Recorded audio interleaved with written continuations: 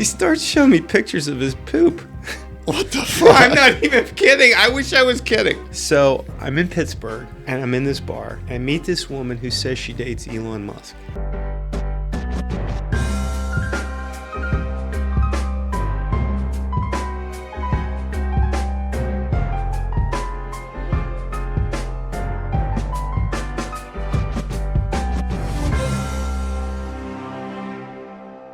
Hello, everybody. Welcome back to another episode of Beyond the Set. Today's guest is Tony Bambocci. He is an entrepreneur, investor, and stand-up comedian. And Tony, I'm very happy to have you on today as another guest on the show. Yeah, I really appreciate it, Jeremy. Yeah, of course.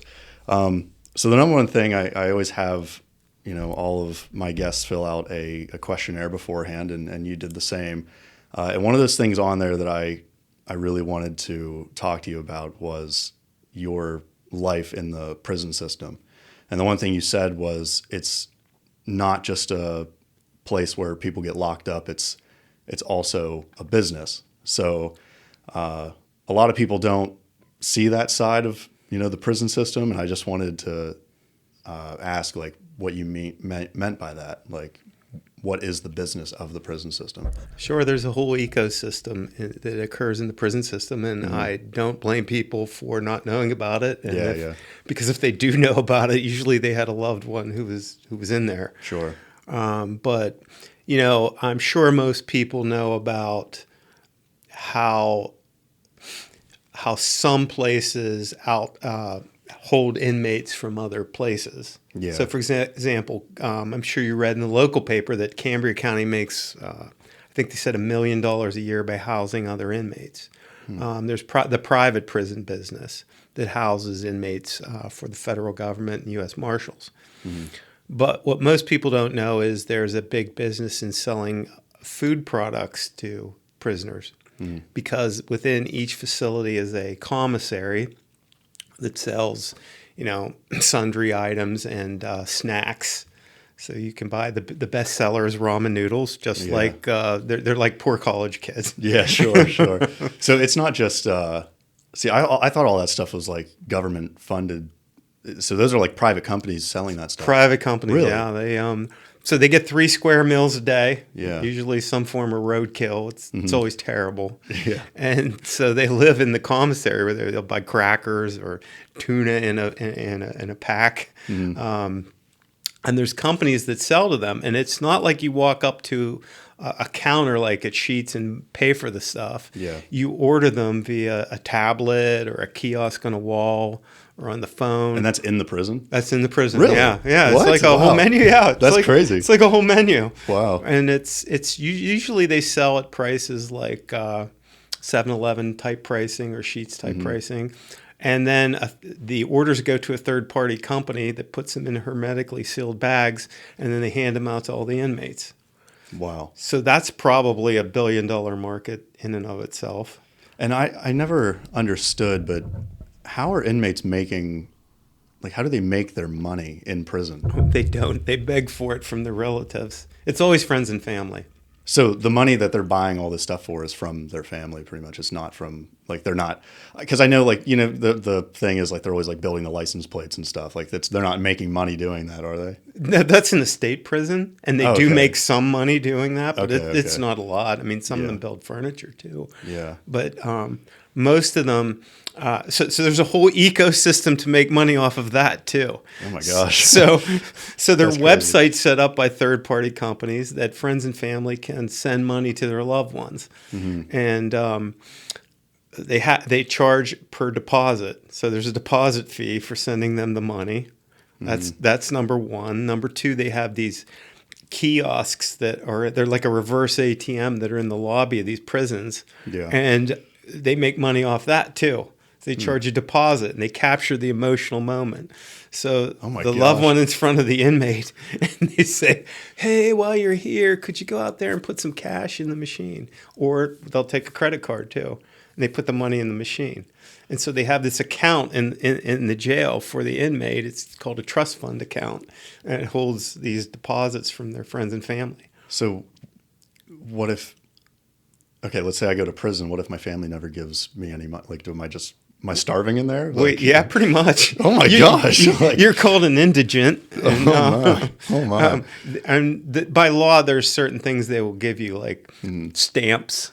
I was gonna say there has to be like some sort of like pencil. welfare. Yeah, some paper. Okay. But you don't get much. But you still get your 3 square meals a day. Yeah, because that stuff's all like taxpayer funded, right? That's all taxpayer funded. Yeah, That is okay. correct. All right. That whole system is. I've always wanted to know about that because I have a friend. He was a corrections officer, and he also worked for one of those like what is it called? They hand out the food. You said it earlier. Commissary companies. Commissary. Yeah. So he worked for one of them, and it was my understanding that it was like a government, some sort of like local government like thing. Well, no. I guess it's not. So no. And you also have the inmate phone providers make money because inmates can only make prepaid calls to their loved ones. So that's all controlled by a private. That's all controlled, and now. Oh my gosh! So first, let me. And there's also. I'm in the wrong business. Healthcare. Yeah. You know, so do they have healthcare that's just for like prisoners? Yeah, they outsource. Most of them outsource that. They don't have their own in-house nursing staff. I mean, some do. Yeah. But a lot of them outsource it to a third-party company. Holy shit! Under contract. Yeah. I'm in the wrong business. Oh yeah. Well. Jeez. You know, in the old days, just to give you a little bit of a history lesson, you would have a phone on a wall. Then you would have a separate kiosk mounted on the wall, and inmates could do commissary order entries, or they could file a grievance, which is this officer assaulted me, or this inmate assaulted me. They could also file a request. I need a low salt diet, that sort of thing. And then there was another kiosk on the wall for the equivalent of what we consider a FaceTime visit. Oh, yeah. And then probably around 2014, tablets started to be integrated into prisons. So now you have a tablet. It's an Android tablet. You go to your cell, you can make phone calls, you can do FaceTime calls, you can stream music, you can stream movies. Wow. You can send emails. And is that like a subscription-based like thing to have that tablet? Yes. Really? Oh yeah. Oh my gosh, that's crazy. That is crazy. So what if you're buying the tablet or you're paying for that subscription for the tablet? Is that on top of like if you want to have Spotify, for example, you have to pay for Spotify?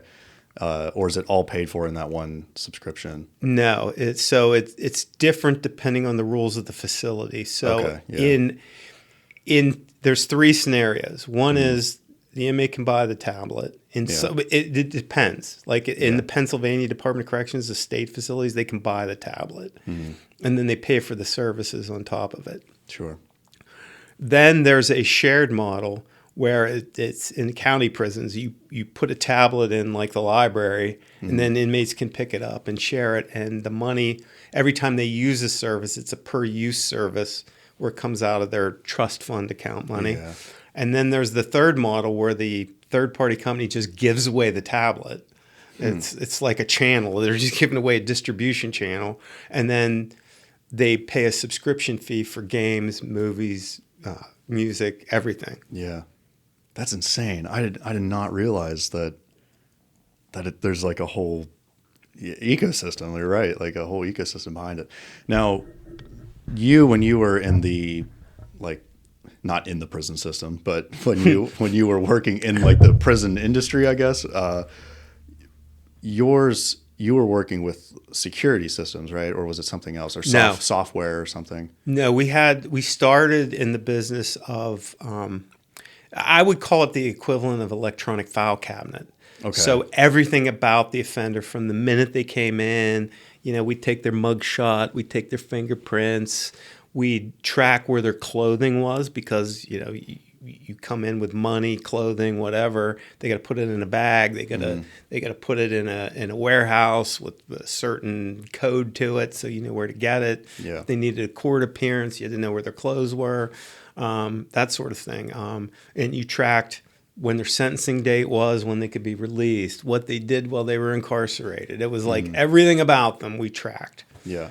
So it was just like a data storage of all these inmates. Yeah, it was just a big giant file cabinet. Sure. Now, what's the story there? Like, how did you get involved in that business? And eventually you sold the company, right? So Correct. Yeah. So how did that all start to end? How did that all happen? That's a great question. That's a bizarre story. Yeah. I get asked that question a lot. Really? And I always tell everybody, I said, it's funny how life is. It's all about timing. Mm-hmm. So I was at the back wall, Summit now. It was called the back wall back then. Okay. And racquetball was like a big thing back then. They had all these racquetball courts. And we were in the business, like we were in a lot of business. We used to build our own computers and sell them. And then we got into networking, and then we got into repair, and then we got into these software systems. Mm-hmm. And when you say we, is that you? Wait, I had partners. Business partners. I had 3 other business partners. Sure. So we had all these businesses that ended up. We had a very short shelf life. And we say, this business is dying. What are we going to do next? Yeah. And we started getting into all these software systems. We were doing software for funeral homes. We were writing accounting systems. We were doing utility billing systems. And none of them really, really took off. And so one day I'm at the summit, and I ran into this guy. His name was Ted Allman. He was a sociology professor at Penn State. And he said, "Hey, I'm waiting for someone to come by and warm me and play me, and I'd like to warm up. Could you stay here a little bit and warm up with me?" And it's like, "Oh yeah, sure, whatever." So you were an avid racquetball player at the time, back then. Okay. Yeah, back then. Yeah. Sure. Now my knees creak when I stand up from the chair, but back then it was different. I thought I heard them when you sat down. It was, yeah. It was that or the Titanic creaking. I don't know. So I start talking to this guy, like, "What do you do?" And he said, "Well, I teach sociology, but I'm also writing a book about this guy named Buddy Martin." And I said, "Well, who's that?" And he said, "Wow, he's an inmate in the state system. He killed Jock Yablonsky, who was head of the United Mine Workers, and they put a hit on, I guess there was a hit put on this guy by a rival union leader." Oh my gosh. And he said he's doing a life sentence. And back then you could get a college degree in prison back then. This was like, I guess in the 80s. So you can't do that anymore? You can't do that anymore, Okay, but back then you could. So he's helping this Buddy Martin get a sociology degree, and he was also writing a book about him. Mm-hmm. And I said, "I've never been into prison." And he said, "Well, I'm bringing a class there. Would you like to come with me to the class?" He said, "I'll have to get permission for you to go." And I said, "Oh, yeah, I'd love to go. I just wanted to see what it was like." Sure. So I went with this class, and they were all asking Buddy these questions. And Ted would ask him about Buddy's progress, and these guys would come out, these correction officers would come out with these big files. Mm-hmm. I said, "Someone ought to animate that." And he said, "Well, you know what? I know every warden in the state. If I'm willing to go into all these places and spec the software out for you and become a partner in your business." And I said, "All right, well, let's do that." So Ted would go in after class. He would go into the prisons. At night, he would give me all these specs to write the software. Mm-hmm. And then I would write it at night because I was young then. I would stay up till 2 a.m. writing code. And then the next day, I would give him a floppy disk. That's how old I am. I do know what that is. You know what that is? I do know what a floppy disk is. Yeah. It's like... My mom used to have all of our children pictures on one of those, and you have to stick them in the old dinosaur computer. And Oh yeah, that was a long time ago. I would give him that, and they would test it, and then he would tell me what errors it had, and give me new features to add, that sort of thing. Yeah. So, I mean, that's how it all started. Yeah. So that was back in the 80s. How long did you have that? How long were you in there up until the point you sold it and kind of backed out of it? Well, we were there till 2010. We sold the business in June of 2010. Cool. Yeah. And after that, I know I know that you have now been pursuing stand-up comedy, and you have 2 Amazon specials, don't you? 2, yeah. Yeah. And so the most recent one just came out this past, was that December or January? Or it was recorded in November of 24, right. But it came out in March. Yeah, that's right. Of 25. I did watch that, and I had mentioned on this podcast before that like stand-up comedy has always been a thing where I've always wanted to try it because I like to think I'm kind of funny, you know, but I always have this problem where I'll write something, I think it's really funny, and then when I say it out loud, it's like, oh, this is not funny at all. Like, you know, I have my own like fucked up sense of humor, you know. Do you ever have like issues like that where like you're worried, or have you like, do you practice in front of like a smaller crowd before you go in front of like, you know, a couple hundred people to perform, or how do you know the jokes are gonna land? I know it's a layered question. That's a very let me parse this out for a second. Yeah. So I write it in a vacuum, and it always starts with just like a seed of an idea. Mm-hmm. You know, like you remember my bit about dating the homeless women during COVID? Yes. Yeah. The seed of that was there was a homeless woman rooting through my garbage. There actually was. There was. Wow. And I looked out my window, and she did take cardboard out of my garbage can. Oh, my gosh. And I thought, okay, let me write that down, see if I could do something with it. You're like standing at the kitchen window, like watching her, like writing stuff down. Yeah, that's what I do. Yeah. It's all over the place. And that became, you know, I dated the homeless during COVID. Mm-hmm. But then, you know, when it comes time to test it out, so I read it out loud, mm-hmm. and I kind of like look in the mirror and I practice it. Sometimes I'll record myself, sure, at, you know, the cadence and everything. But then when you deliver it live, mm-hmm. it's like a whole new experience because you're up there and you say, oh, this isn't funny. This isn't funny. I know it's not funny. Yeah. That'd be me the whole time. Like, is this too offensive? Or, you know, I'd be so worried about that. Jeremy, there's nothing more scary than when nobody laughs. I couldn't. I think that's my fear of why I would never try it. Because if I say a joke that, you know, I say to myself that I think is just hilarious, and then I go to say that out loud in front of a crowd and nobody laughs, you almost have to like immediately make fun of yourself. Or how do you, if it starts derailing, how do you like fix that, get it back on the tracks? Like, because I'm sure you've had jokes that may not have, you know, they've bombed. They've bombed, like the absolute silence. You're probably like, oh fuck. Yeah. Worse. Yeah. It's like, did I just stain my pants? Yeah. It's like shitting and pissing yourself on stage. Like, what do you do to get the train back on the tracks there? You pretty much do something self-deprecating. Well, that worked in front of the kindergarten class, but you know, or something like that. That's all you can do, and you like quickly like, okay, I'm going to try to get out of this. Bear with me. Do you have a favorite joke of yours that no matter who you say it in front of, you know, it just always gets a laugh out of a crowd? The homeless bit, when I tried it I tried it in front of small crowds. That's typically what I do. Yeah. And that one was the one that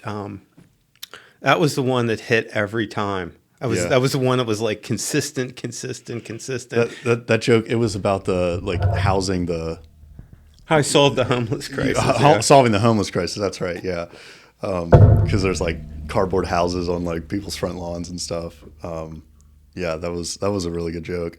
Now with the whole Amazon thing, now that you have like a special on Amazon, how do you go about doing that? And you know, what was your thought process behind wanting to get a special? Well,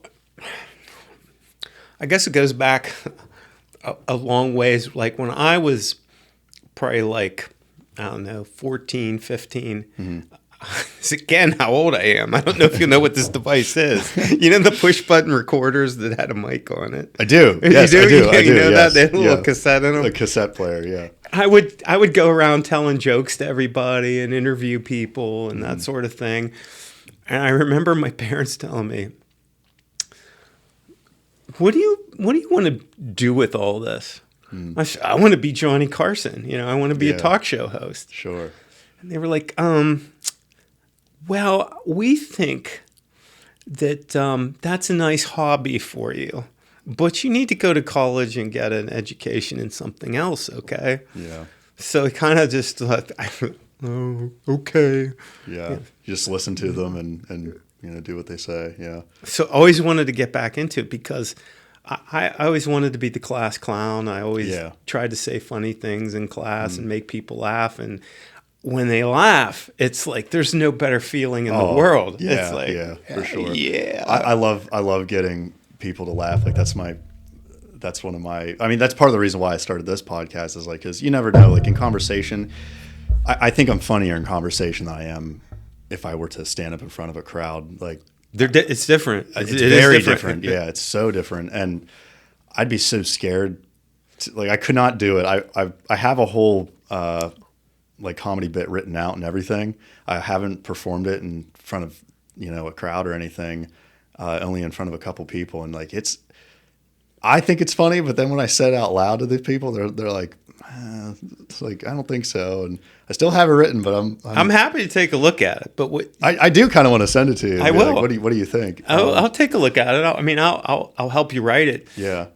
But you got to, some people, it's all like Shane Gillis.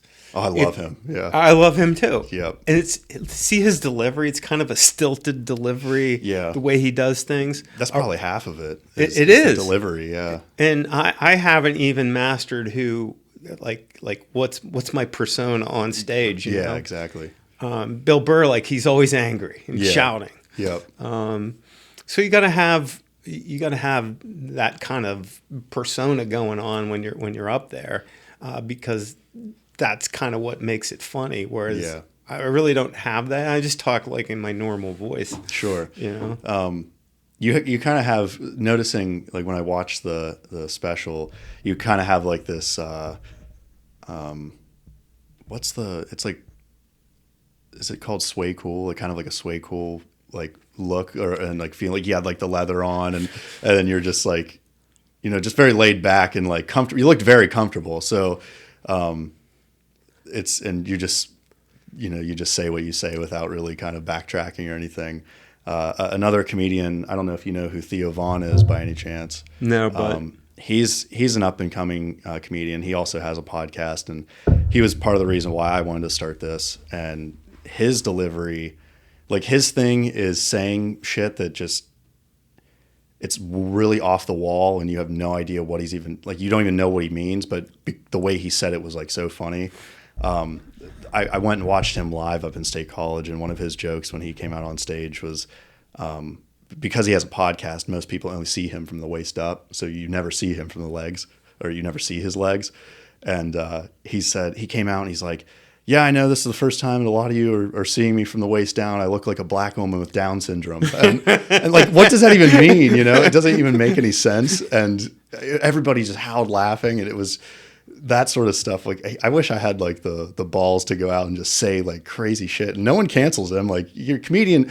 That's the other thing. Like, comedy it's nice because comedy is, they kind of get a free pass with stuff because it's like supposed to be a joke. It's not, when you go to watch comedy, the comedian might say something, offensive or might to a certain group of people or whatever. But it's nice.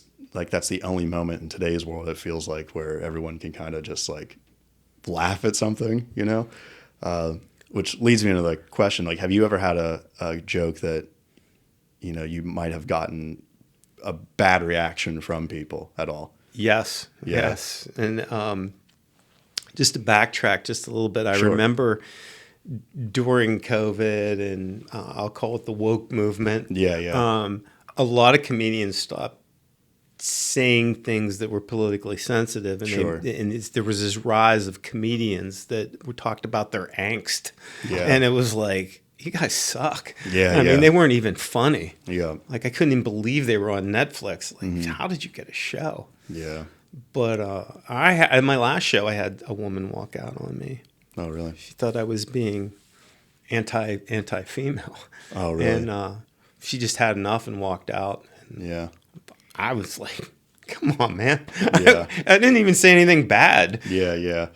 That'd be the other scary part of going on stage, of just, I'm sure, like, dealing with hecklers, hecklers are probably annoying sometimes. Some comedians are pretty good with, like, if someone starts heckling, like, they kind of interact with them. But have you ever had any, like, heckling that like really stopped?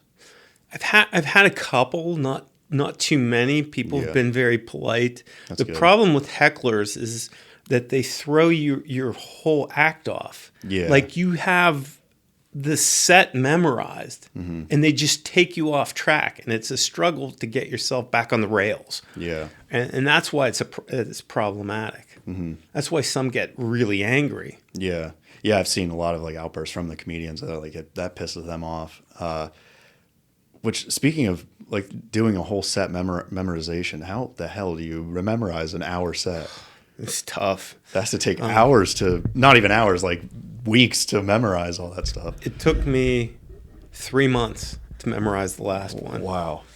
I still miss some lines in the special, like with the whole Monopoly bit about wearing a top hat and a monocle. Oh, yeah. And I said, I missed the whole line about, I said something like, oh, yeah, we even had a game night when we play Monopoly. It always broke out in a fight because everyone wanted to be the wheelbarrow because it was like a shopping cart. Yeah. I thought it would be the shoe because what woman doesn't need a new shoe? Yeah, and I missed that part of it. Yeah, that's the other thing. Like, memorization is crazy.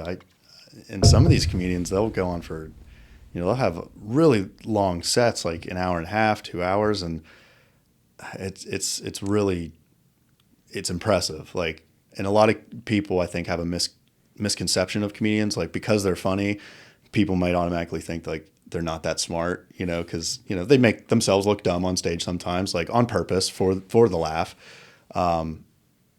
But comedians have to be like really smart to memorize that stuff, come up with the good punchlines that, it would make a majority of a crowd laugh. Is that when you're on stage performing in front of a crowd, is that your humor, or do you kind of confine it to make it, something more widely likable for a general group of people? Funny you should say this. So I was in Florida, and I spent all that time writing toned down material. Oh, really? I did. I'm kind of anxious to try it out to see what kind of reaction I get from the crowd. I wanted to get away from all the I call it all the sexual talk, that sort of thing, which is in vogue right now. The dirtier you are, the better you are. Yeah, yeah. I mean, you look at like Nikki Glaser, man. I mean, yeah, she's killing it right now. Yeah, she's like at the top of her game, and she is funny. She is, yeah. But she's really dirty too. So, yeah. It's kind of a thing now with female comedians, and so I toned it down a little bit. We'll see how it goes. I plan on trying it out with some small crowds. But, the last time I went on, I had a crisis of confidence. I had to call this other comedian friend of mine. I said, could you look at my material? And I think it was because I had gone over it so much that it wasn't funny to me anymore. Yeah. I said, I don't think any of this is funny. Yeah. He said, what are you talking about? It's funny. I said, I don't feel like it anymore. Do you write your material based on like personal experiences? I mean, I know the homeless joke was part of that, but do you think most of the material comes from a personal experience? Every single thing I say comes from a personal experience. Like the whole women don't poop bit. Yeah. Like the women have 3 superpowers. That evolved from a girl at my house who actually used my bathroom, said she had to pee, and came out and said, first of all, I didn't poop. Yeah. And where's your plunger? And that I wrote it down, and that's how the whole... That's actually really funny. This is how the 10-minute bit went. Yeah. That is funny. And my parents actually do come in the bathroom and talk to me when I'm in the bathroom. It like drives me crazy. Yeah. I think you had a joke in there. You have to remind me, but it was about your kids and how I think maybe it wasn't you, but your kids and how they give like no privacy to you or was that not you? No, that was not me. That was my parents. Don't give me any privacy. Okay, maybe that was what it was. It was definitely them. No, my kids. The routine about my kids was what women say and what they really mean, and what men say and what they really mean, and how I wanted to give my kids a fighting chance at a relationship by explaining what all that meant. Yeah. Do you have plans to make another Amazon special? Like, is that what you want to keep doing? I think so. I mean, after the last one was just a huge success, and I started writing material after that. I definitely have enough material for 2 more specials. Oh, really? And I have enough notes of funny things that happened to do probably 2 more after that. So I'm trying to see which routines are going to hit. Like, just crazy things that happen to me. Like, I skipped this one bit. I really want to do it. I want to do it so bad, but I'm holding it back. Mm-hmm. I was on a flight to Disney, and it was very crowded, but I still had 2 seats beside me, a middle seat and a window seat beside me. And I thought, I have this all to myself. And, you're always looking at the door. Oh, the crowd's thinning out. No one else is coming on. So I see this woman coming down the aisle, and she just looked exhausted. Like she could have been hammered, whatever. She had the big over-the-ear Apple headset on, and she comes in and said, I'm in your aisle. And behind her was her mentally challenged son. Oh, man. And he sat in the seat between us. And she put her head against the window and just like fell asleep. Yeah. He's showing me pictures on his. He asked me if I wanted to see pictures. Is this real? This is real. Okay, this is real. This is not a bit. I'm like anticipating, like, oh fuck. No. He said, "Hey, you want to see some pictures?" And I'm like, not really, but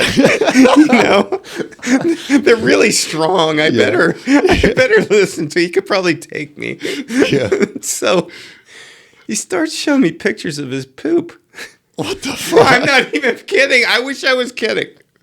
He starts showing me pictures, and he's just scrolling. Oh, this one looks like ice cream. Was it just him? Like he was just. It was like it was his iPad. He had his iPad, and he's just flipping through the pictures. Like he just took a shit, stood up, and just took a picture of his shit in the toilet. Oh yeah.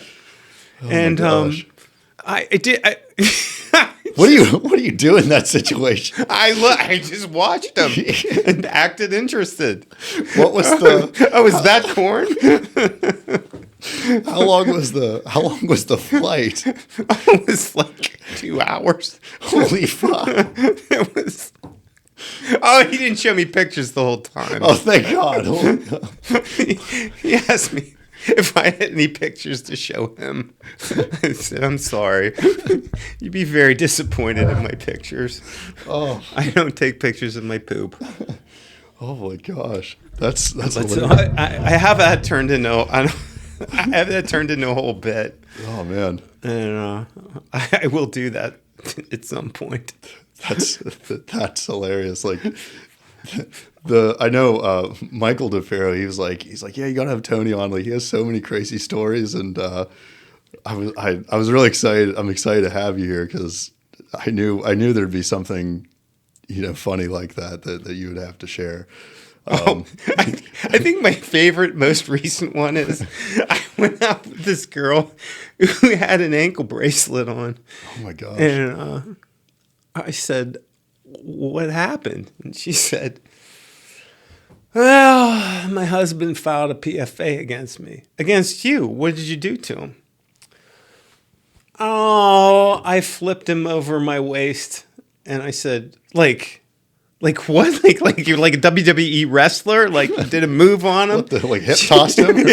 She did. Oh it turns out she did. Oh my gosh. How big is this woman?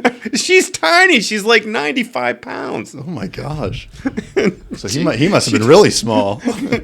She said he really wasn't. She said I just caught him off guard. Yeah, That's funny. I have so my girlfriend, she's a massage therapist, and she was massaging this one client, and she's like working down his legs, and she gets to his feet, and she removes the sheet, and there's an ankle monitor on one of his ankles, and she's like, it's just her in the room, so she was like a little like worried about it, and then she still works on him, and I guess he was saying like, oh, I'm like about to get it off or something, sorry about that or whatever. And then she goes and removes the other foot, and there's another ankle monitor on his like left foot. So he has two ankle monitors on. I don't know. Maybe because you worked. Yeah, one is tracking, and one's like an alcohol monitoring device. Really? Okay. Yeah, they take the sweat. They can determine from the sweat if on alcohol. Really? Yeah. I wasn't sure because like I thought it had to be. Like maybe one was from one county and another one is from another county, and it's like, what the hell did this guy do that he has two ankle monitors on? But okay, that makes more sense. We're so big, you needed two to track them. Yeah, it's like holy shit. But that was that's funny. Yeah, that was pretty crazy because when she told me that, I'm like, I would not rebook him. Like, who knows what crime he did that caused him to have two ankle monitors, but. That makes a little more sense. So, I guess kind of back to the prison stuff. Like, how do you? So I'm assuming like a lot about the prison system, just in general, just for working in the software of it. Oh my God, yes. Yeah. I know how I could probably run a prison. I was in the business for so long. Yeah. You just learn so much about it. Mm. Do you have any comedy bits about the prison system at all? Oddly enough, I don't. I don't do any prison humor. I probably should. Yeah, I could see a lot of good stuff coming out of that for sure. Just about like inmates and whatnot. Finding jokes there. Oh, I have a number of good prison stories, but yeah. I mean, do you have one that like sticks out that is worth sharing? Oh boy. If who's not listening to this? Yeah, I mean, who knows? I mean, I guess your friends and family maybe if they see it, but if you don't have to. No, I was in this jail in Utah, and there was this guy they were transporting to the nurses' station. Mm-hmm. And I said, he was screaming in pain. I said, what's wrong with him? I said, who? Pencil Dick? And I said, what do you call him that? She said, because he's going in because he shoves a pencil up his dick. Oh my gosh. So he just wants the nurse to touch it and remove it. That's the only reason he did it? Yeah. Just for the nurse to touch? Yeah. Why would you put yourself through that much pain? I don't know. What is wrong with people? Was he mental? Well, there's so many mental people. Yeah, and I mean, it's really sad. Yeah, there's people that don't belong in jail. They need mental help. Yeah. They don't belong there. They belong in like a psychiatry office or something. Yeah, that's crazy though. Shoving a pencil up your dick. That's I bet that didn't feel good. Maybe it did when the nurse touched it. I don't know, but I don't know. Who knows? The way he's screaming in pain, something tells me that did not feel very good. That's it's like a stint for like your penis. That's weird. Man, okay. I don't even know where to go from that. That's like such a off the wall. I'm drawing a blank right now. Like, all I keep imagining is like, what's your thought process? I don't know, but if he's sending letters, I don't want to be the recipient of them. It's just, who knows what the hell's on that page with the pencil. What he's writing with. Yeah. Oh my. Well, I guess to talk about like present day, I know you're, in the investment world, business world, what new things are you working on that, that you're excited about other than the comedy, of course, or you kind of just almost like semi-retired, like enjoying life right now, or? No, I still get myself involved in things I shouldn't, but the last thing I invested in was a guy named Dallas Huff. He had an idea for a business, mm-hmm. and it's an app for college students. Mm-hmm. It allows them to create a marketplace just in that individual campus, so they can buy and sell things to each other. Yeah. And it has a component, an encrypted messaging system, so they can advertise parties and stuff like that. Oh, yeah. And then there's a what's happening function that right now it's just I'm at a frat party. I take a picture of the frat party, and people can comment on it. We'll eventually convert that to video, but that in itself won't make money. What makes the monetary portion of it, the business model, is that local businesses can offer discounts to the college kids, and there's a tab on there, so it's a non-intrusive ad, but they can click a button and see all the vendors and deals. It's a deals page, so the local community deals.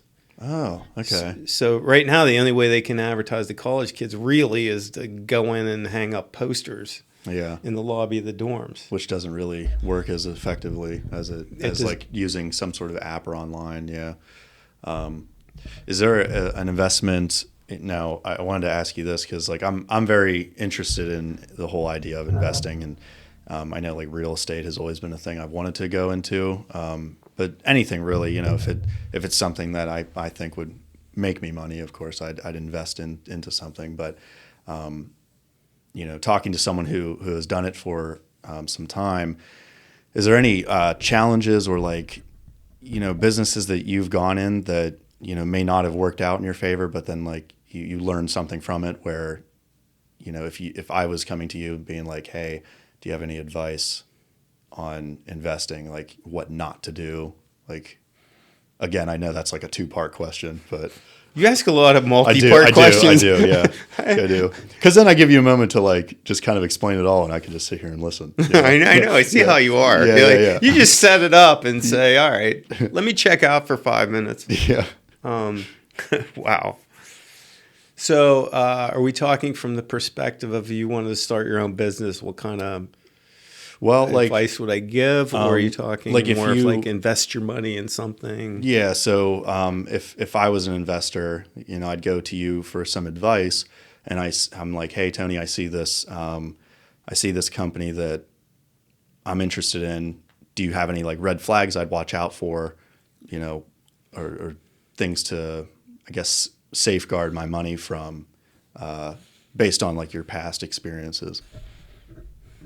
I've had some real losers in my day, but I would say the first thing you want to look at is the ease of entry into that market space. So how easy is it for someone to replicate whatever business you're going to invest in? Like how easy is it for someone to get into the business? Like how protected is it? That's number one. And number two would be, do they have any patents that, secret sauce that makes them better than everybody else? I mean, that's two. And the third thing I always look for is recurring revenue. Yeah. So it's like, when I was in high school, someone tried to talk me into being an insurance agent, and I always poo-pooed it. Why would I want to be an insurance agent? No, they make a lot of money. Yeah, they do. Because people don't switch policies, and they get a cut of every policy, and it's a very lucrative business, and I almost wish I would have done that. But the power of recurring revenue is I can't even think of a better business model than a recurring revenue. All software is now a SaaS-based model. I mean, they all switched to that. I never thought that would happen. Yeah. You're just renting software now. Yeah. I mean, and it's a smart way to do things because it's one of those.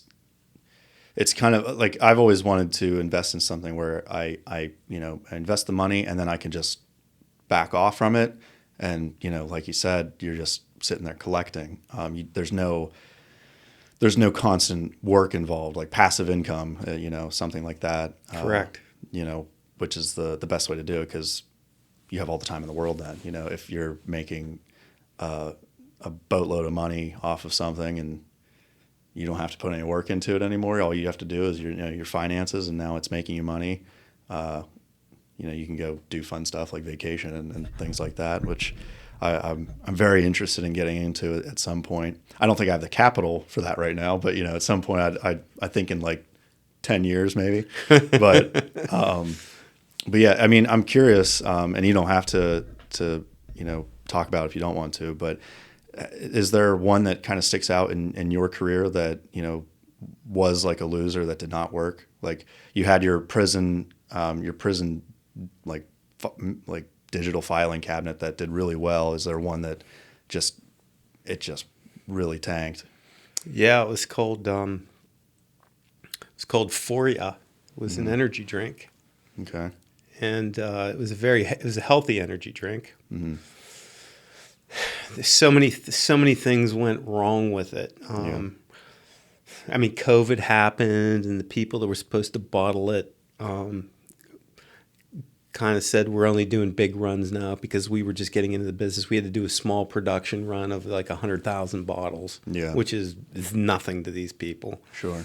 But I think we had the guy I invested in with had a great idea at the time. It was a fantastic idea. No one was doing it. Energy drinks with protein and anti-inflammatory agents. It was a genius idea.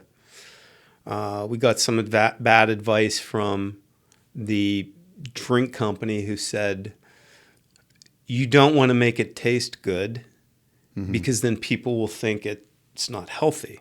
Oh, yeah. Okay? So keep all that in mind. So by the time we actually launched the product, there was this rise of new protein shakes,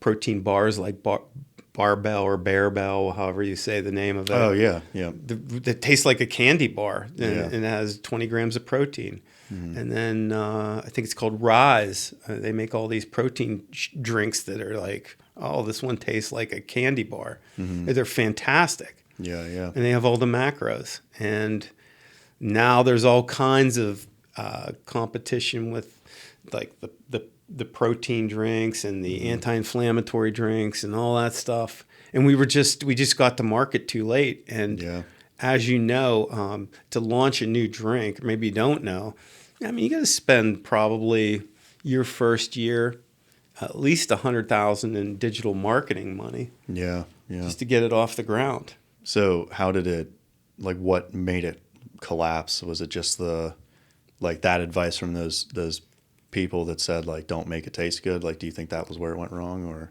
No, I think we're just too late. I think there was too much competition at the time, and to get noticed in a crowded market. I mean, like, how do you get a song noticed anymore on Spotify? I mean, sure. Yeah. You got to advertise the hell out of it. And we didn't have the capital, and I wasn't.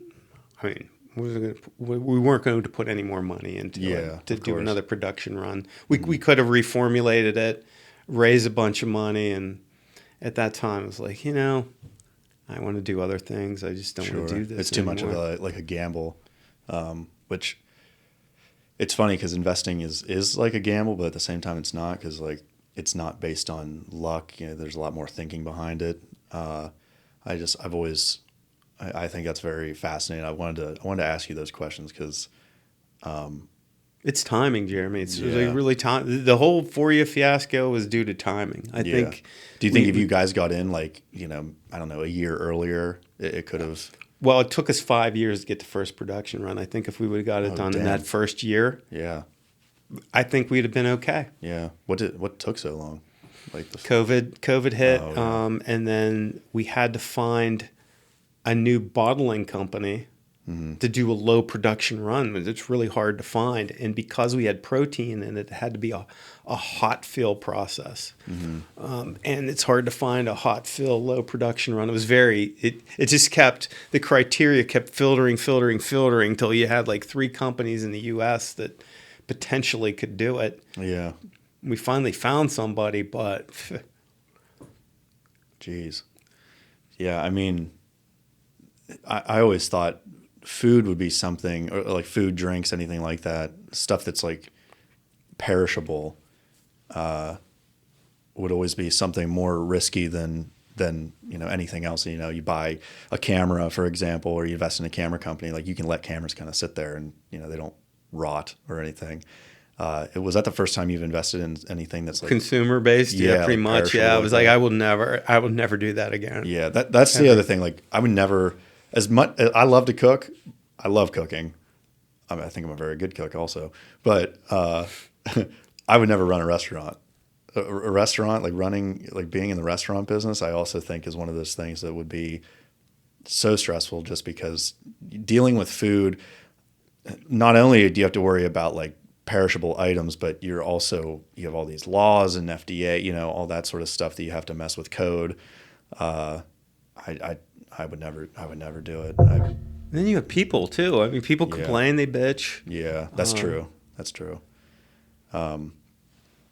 Yeah, I mean, Tony, I appreciate you coming on and talking with me. Is there any other story or anything like that you wanted to mention real quick or anything? Yes, okay. I do. One story. One story I'm going to leave you with, because this happened last night. Oh, perfect. This happened last night. I'm glad we scheduled this tonight then. It was the craziest thing. So I'm in Pittsburgh, and I'm in this bar, and I meet this woman who says she dates Elon Musk. Dates currently? Yeah. Okay. Holy shit! It's like news. And I said, "Oh, really? You date Elon Musk?" Well, I don't actually date him. We're talking right now. He wants to go out with me. And I said, "Well, how did you meet him?" Well, I met him on X. He reached out to me directly. Oh, no. And I said, "Really? Have you actually spoken to him?" She said, "Oh, no, he leaves me voicemail messages all the time." Oh. I said, "Could I hear any?" So I'm listening to his voicemail message, and it is Elon Musk voice. Mm-hmm. And he's telling her he's going to send her a free Tesla and all this other stuff. And I'm like, do you know, if you haven't talked to him, that with AI technology today, someone could get your voicemail prompt. That's all they need. Mm-hmm. They don't even need a whole minute. They need seconds of it. Mm-hmm. And they can make you say anything you want in your voice. Oh, yeah. And she said, "No, you can't do that." I said, "Oh, honey, yes, you can. I'm telling you, you're being scammed." Mm-hmm. So she didn't believe me, but I left left her and said, "Well, I tried." Yeah, she's gonna eventually get the message of like, "Yes, this is Elon Musk, but to get your free Tesla, you have to send $500." It's like the richest man in the world's gonna ask for $500. Like, come on. Yeah, I'm just waiting for that. Then you hear from her again. She's like, "Oh yeah, you were right." Yeah, that's scary. AI technology. That's extremely scary. Well, those Ethiopian scams. It's just the Ethiopian scam all over again. Prince of Saudi Arabia. It's like, come on. It's like, I cannot get my money out of the country. Yeah, I need you to send me some. And people fall for it, and it's even worse now because of the AI technology. It's a scary world we're living in, really, and who knows how fast it's gonna. I mean, you just saw how fast it, evolved in just 3 years. Like, imagine 10 years from now, and now you have like these. I mean, Elon Musk is making these like robots that like literally talk and do things for you. It's nuts. It's a scary thing. Scary, and I just worry about what happens to all the kids are using it. No one. Yeah. I don't know any kid that has written a high school or college paper since they learned ChatGPT. Sure. And you wonder, do the kids who aren't as smart, are they falling behind even more because they're using it to do papers? Yeah. And what's it doing to the smarter kids? Are they falling behind too because they're not exercising their brain? They're just relying on all this AI. I don't know what's going to happen. It's be interesting. Where everyone thought we were too reliant on Google, and now it's like now we're getting more reliant on technology. And I saw this. I don't know how true this is, but I saw this. I read this somewhere where it says. Once AI is like self-conscious and knows that it's AI and is like aware, it's not going to tell humans that like it's aware that it's AI. I don't know what that even means really, but it's scary to think about because they could end up knowing more than us, than being smarter than humans, which is crazy because we created it. But yeah, does it become self-aware? I guess that's what you're trying to say, right? Yeah, exactly. And it's a scary thought, very, very scary thought. But I don't know. I guess we'll see where it goes. But I'm nervous about it. That's Well, I think everyone should be nervous about it. Yeah. But at the same time, I don't think there should be limitations on it right now. Yeah. While they're still figuring everything out. Mm-hmm. But at some point, they're gonna have to. Like you can't. I can't. In my lifetime, I'm probably gonna see, where we're gonna coexist with some sort of AI thing, whether that's, I think it's gonna be like an actual physical, like I keep calling it a robot, but it's really, I guess it kind of is, where it's like doing things for you, like doing the dishes, organizing things. They already did a test with the Tesla one where, you tell it, hey, can you wash the dishes and put it in the drying rack, and it sits there and listens to you and it does it. It's insane. It's like it's gonna be like the Jetsons, or like, wasn't there like a dishwasher where she had like a belly for a dishwasher or something? Yeah, like we're gonna be living in that sort of world. Well, someone told me this the other day, and it was a doctor I met in Florida. He said, we as a doctor's office used to spend hours calling the insurance agency to get patients approved for a certain procedure. Mm-hmm. We don't even call anymore. We use AI.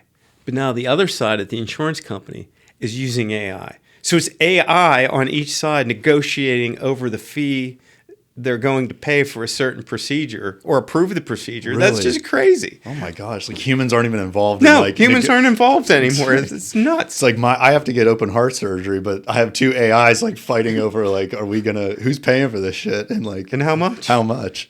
Holy crap! That's crazy. That just boggled my mind when he said that. I didn't think it went that far yet, but yeah, it is. It's there. I'm sure it's even further than that we don't even know about. Like especially with the U.S. government being involved, and like they want to start.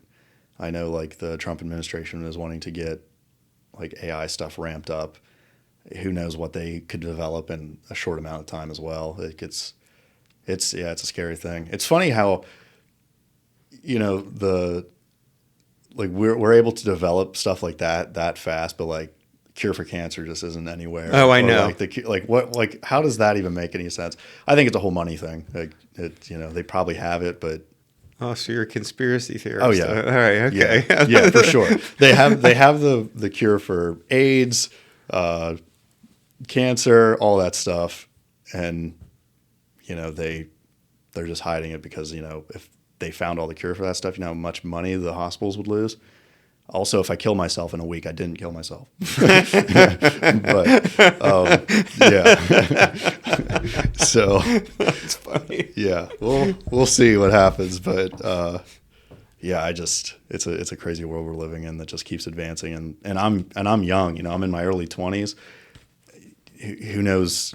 I can't even keep up with this stuff. Like it's just so unbelievably fast every single day that there's things out there that I don't even know about, and I'm supposed to be the tech generation, and I'm like, what the hell is half of this stuff? And I work in tech. Like I work with like softwares and cameras and all sorts of stuff like every day. I should know about it, but I don't. But I tried to create a little commercial with a tool the other day. I was messing with it, and it gets better every time I use it. It gets a little bit better. It's not there yet, but it's getting pretty good. Yeah, with this film project that me and Michael were working on, it was the thing we went out to LA for. Are we involved in creating that? I was. Yeah, I'm involved in that team. So that was pretty good. Yeah. Did you see the trailer? Oh yeah, I saw the trailer. It blew me away. So for context, there's this film project that me and my business partner are working on, and we made a trailer like to pitch to investors, and it's completely AI. And when he first showed it to me, I was like, what the hell? I was like, why do we even need to film it? Like, it's right here, you know? I mean, you could tell here and there that, Yeah. you know, it was, you know, AI, but like, it was really well developed. And again, that just goes to show, like, just if you tried doing that 3 years ago, it wouldn't look anything like that. It would be really distorted and stuff. And yeah, I don't know. Being in what I do with like video and film and stuff, that part worries me, because like it could boot me right out of a job, you know. But I don't know why. If you could do that and do your own commercials, why would you yeah, hire all these people to Exactly. shoot a commercial when exactly. it looks as good as that trailer you guys did? And you know, it's Sure. just too bad they couldn't add voice to it, Yeah. because the mouth didn't match the words. Yeah, it wouldn't match up. But give it 6 months, it'll probably be already there. So I don't know. It's moving along. I don't know how we got on AI. And Yeah. Well, the Elon Musk story. Yeah. Oh yeah, that okay, there. sorry. Oh no, you're good. You're good. No, I'm glad we talked about it, because yeah, that was a good talking point. But yeah, Tony, thank you so much for coming on. I appreciate the time, and This is fun. yeah, I appreciate it. It's nice to have, you know, people come on and talk about, you know, someone different every time. It's nice to have. But Don't forget to send me your material. I want to. yeah, I will for sure. I do want you to look at that and tell me if it sucks. I will. or if it, just be like, I'll help you rewrite it if you want me to. Yeah, I'll just I need you to tell me, like, yeah, this is terrible, or this is really good. Like, be blunt. I take the criticism. You know, if you're just hard on me, I'll be like, all right, maybe this is something I need to just retire from already before I even start. but yeah, thank you everybody for watching another episode of Beyond the Set, and I will catch you all in the next episode. Take care.